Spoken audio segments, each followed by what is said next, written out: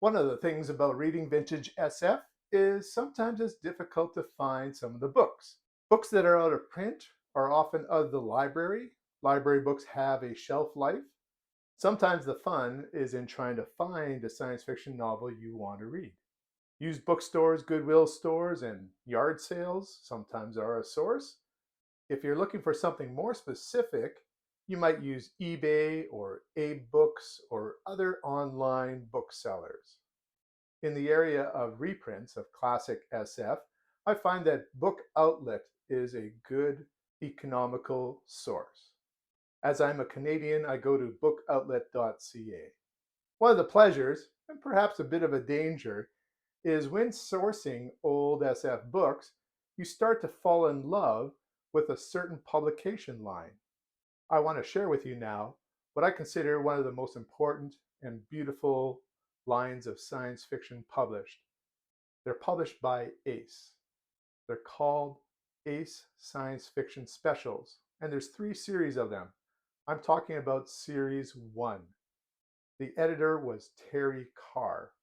Series 1 was published between 1968 and 1971.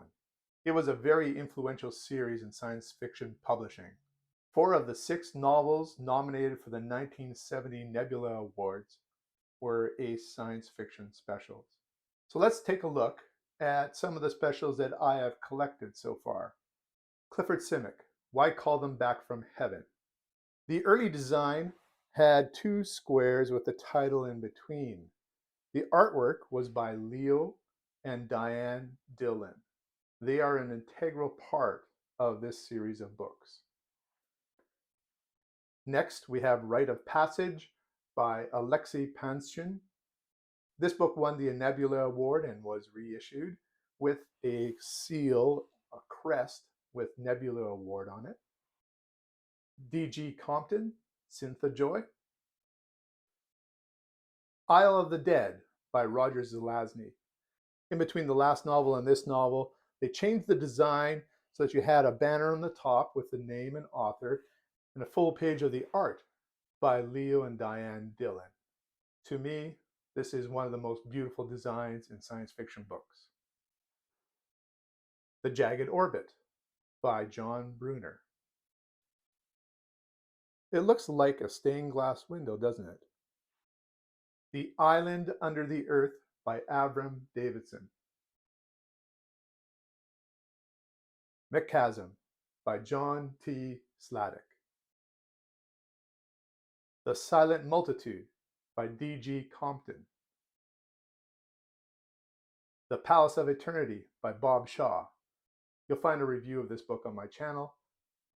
Let's just say it's one of my favorites. Unfortunately, my copy has a stamp on the corner here. I do hope to get a clean copy of this in the future. Pavane by Keith Roberts. The Steel Crocodile by D.G. Compton. I think you can see there's sort of a stable of writers. The Phoenix in the Mirror by Avram Davidson. After Things Fall Apart by Ron Goulart. The Year of the Quiet Sun by Wilson Tucker. Chronicles by D.G. Compton. 1,000,000 Tomorrows by Bob Shaw. The Traveler in Black by John Brunner. I really like this one. Further by Suzette Hayden Elgin. Humanity Prime by Bruce McAllister. This cover art was by Davis Meltzer. And lastly, The Eclipse of Dawn by Gordon Eklund. Now I have these arranged in publication order. I'm always on the lookout for more. Terry Carr moved on from Ace Publishing, and that's when the line ended. So Terry Carr had purchased 8 more books that didn't appear in the line. They were published later by Ace. They are by Brian W. Aldiss, Barefoot in the Head.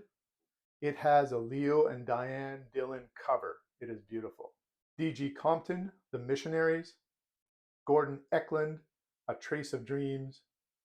Fritz Lieber, You're All Alone, Barry N. Malzberg, The Falling Astronauts, Tom Purdom, The Barons of Behavior, Bob Shaw, Other Days, Other Eyes, and Theodore Sturgeon, The Worlds of Theodore Sturgeon. If you're a completist for this series, perhaps these 8 books are something that you want to also include. So let's take a look at the books that were published, including the reissues.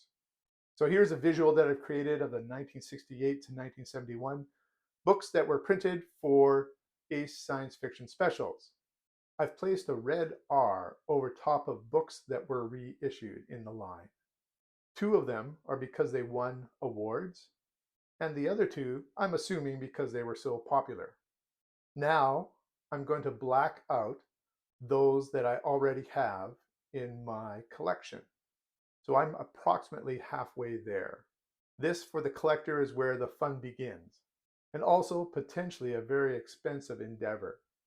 Ursula K. Le Guin's The Left Hand of Darkness is actually a first print. It is one of the most valuable books in this line. So, are you a book collector? Is there a line of books in particular that you love? What do you think of the Ace Science Fiction Specials? Do you have any favorite authors from the Ace Science Fiction Specials? In future videos, I want to share more collections. As I read through some of these books, I hope to provide more book recommendations. Until then, keep reading.